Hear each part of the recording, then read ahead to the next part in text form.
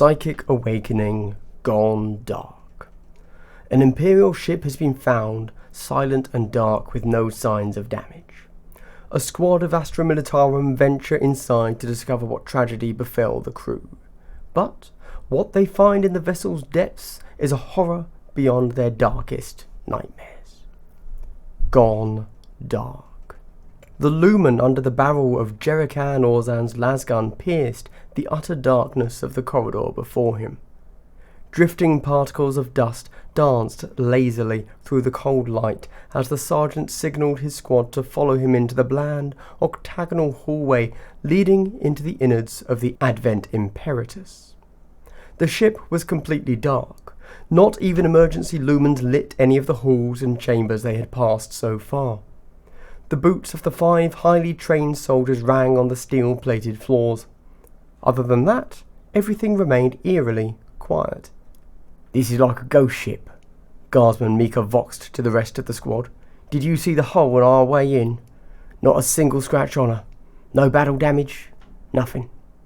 "I know," Zararel agreed. "And how did a single frigate become stranded so far out here?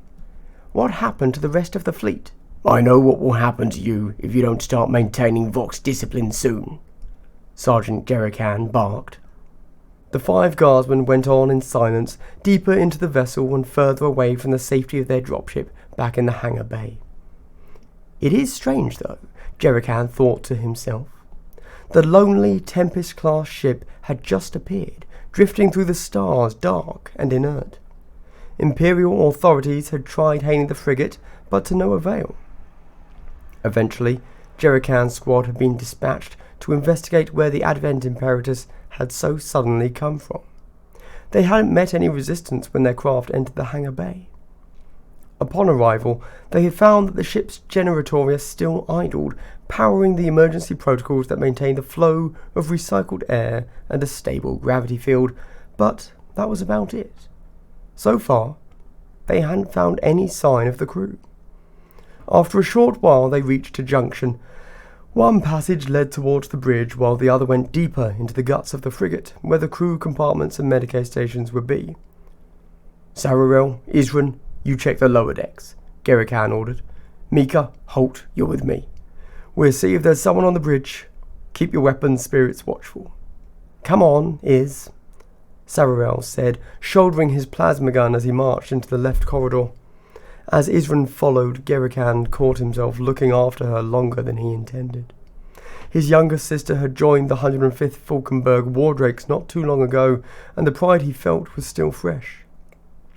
She had doggedly fought her way through the harsh recruitment tithing and the brutal training of the regiment in the very next intake after Jerikan himself, determined that she should join the same tithe uptake, and thus the same regiment, as him.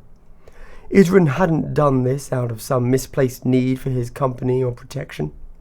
Rather, she had always been determined not to let Jerikan outpace her in anything. Sure enough, she was an exceptional soldier, but the sergeant could not simply brush aside the fact that he was her superior now. He couldn't treat her differently than any of his warriors. "You coming, Sarge?" Mika asked. "Does the Emperor sit on a golden throne?" Jerikan replied. "Move, to the bridge."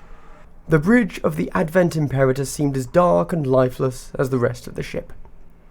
"Emperor's eye. I don't understand this," Jerikan muttered. "Let's spread out. Vigilantes pattern. Mika, you take the right flank. Holt, your left." The 2 other guardsmen acknowledged his command with short vox clicks and lifted their lasguns. Mika prowled off to the far right side of the bridge. His lumen danced over dark screens and servitor stations.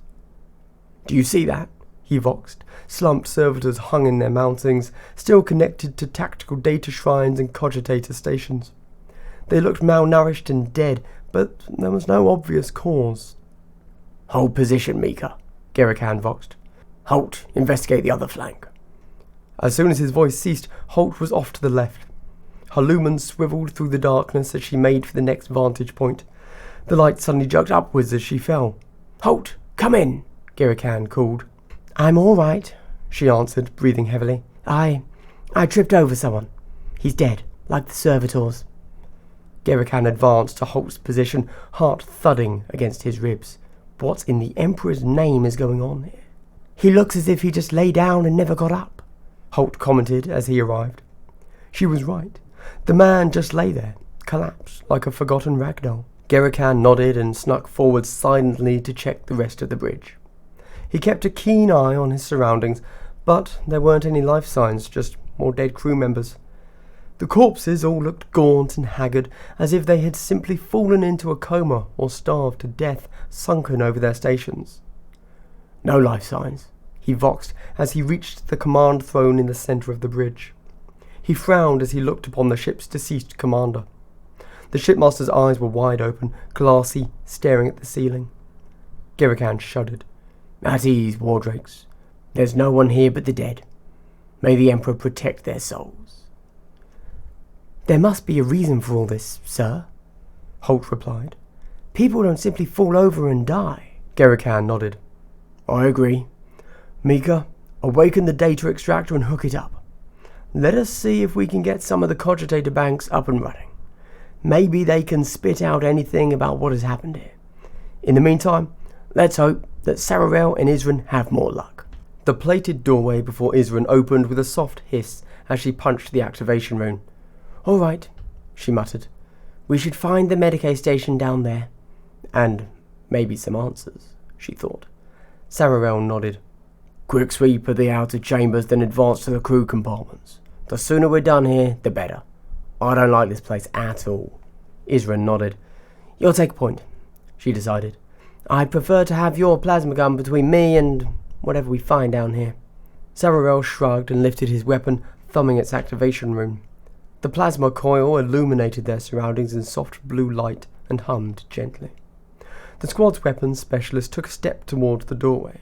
Sararel Crestland of the 105th Falkenberg, Wardrake speaking, he shouted into the darkness, his voice augmented by his helmet's internal vox gear. Can anyone hear me? The silence only seemed to become louder. Isran could almost feel it breezing over her from the darkness like a chilly wind.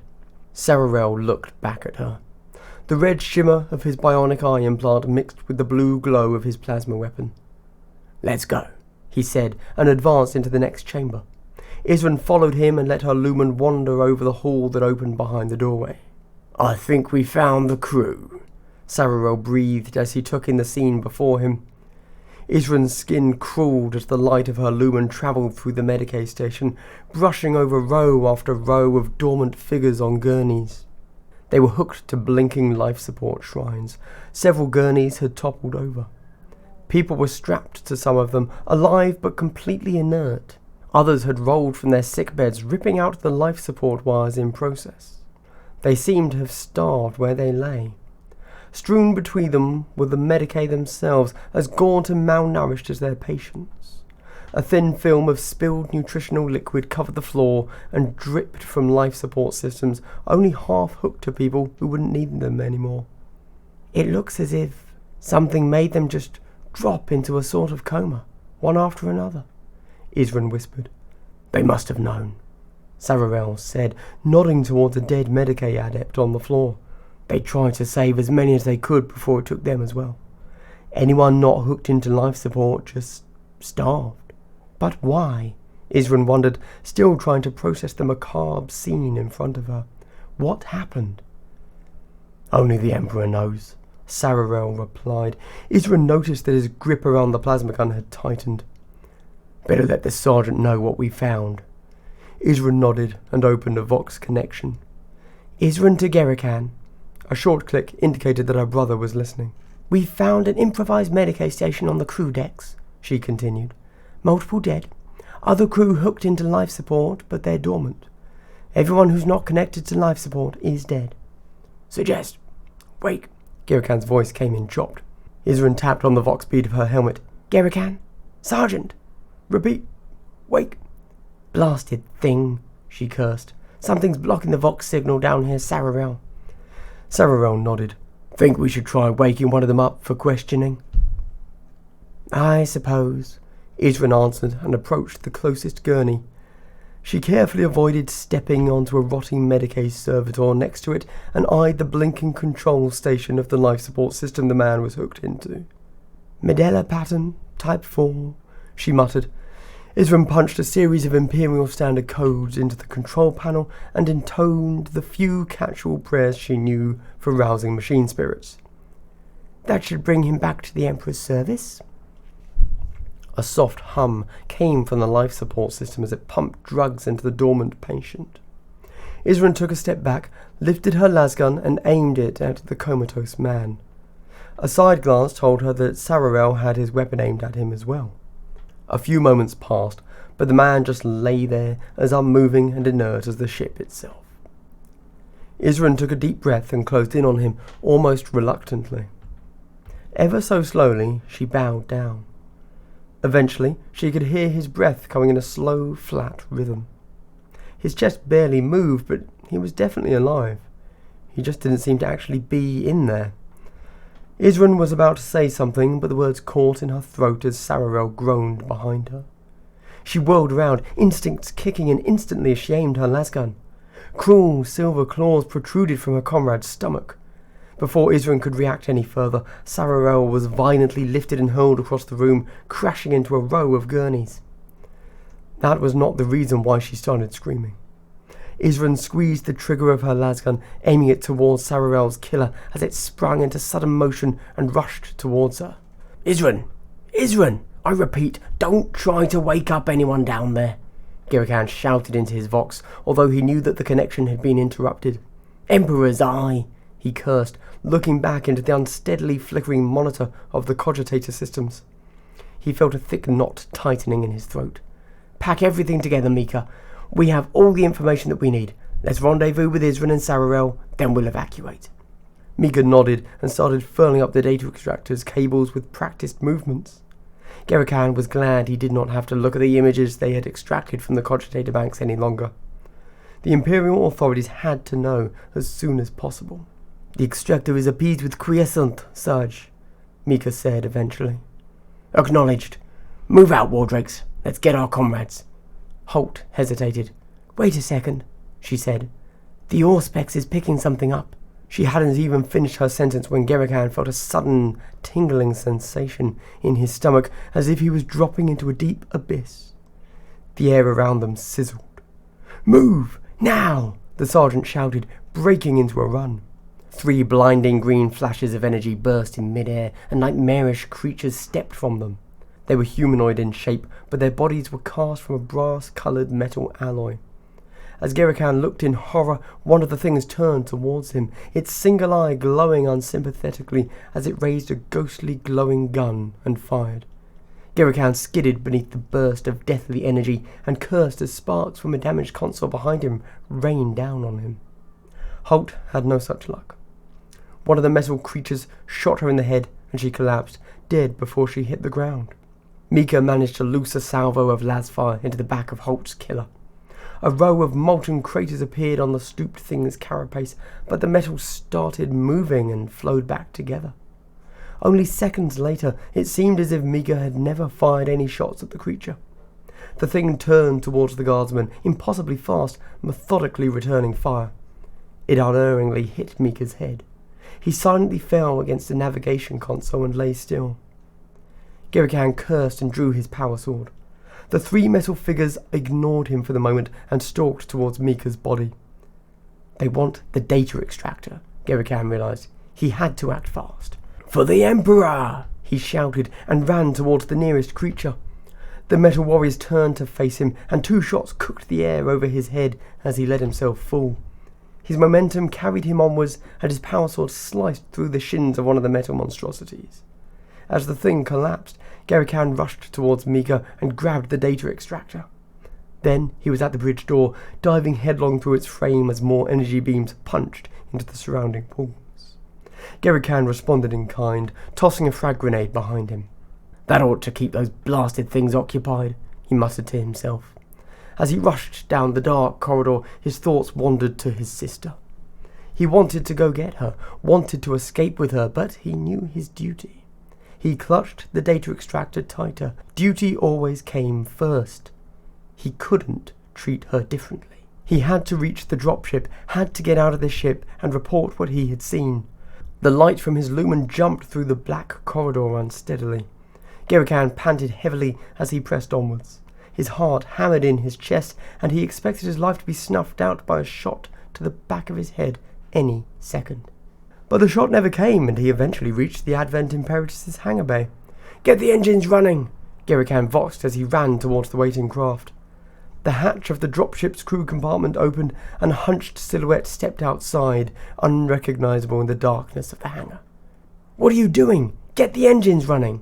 Gerican repeated, hurrying closer. "Gerican, I'm so glad you made it," his sister answered. Gerican stopped in his tracks, and his heart seemed to skip a beat. "Isran?" he whispered. "She made it after all. She actually survived. They would escape this nightmare together." "Yes, brother," the figure said, and came closer. As it stepped into the light of Gerican's lumen, the sergeant felt his strength sapping out of his body, and he sank to his knees. "No. Isran, no!" The skin of his sister was draped around the metal frame of the thing that prowled towards him. Beneath the empty holes where her blue eyes once sat, callous green lenses watched him, observing his every reaction with cold intent. With each step, blood dripped from the nightmarish apparition. "Brother," the monster repeated, modulating the voice of his sister to perfection. Gerican closed his eyes and welcomed its embrace.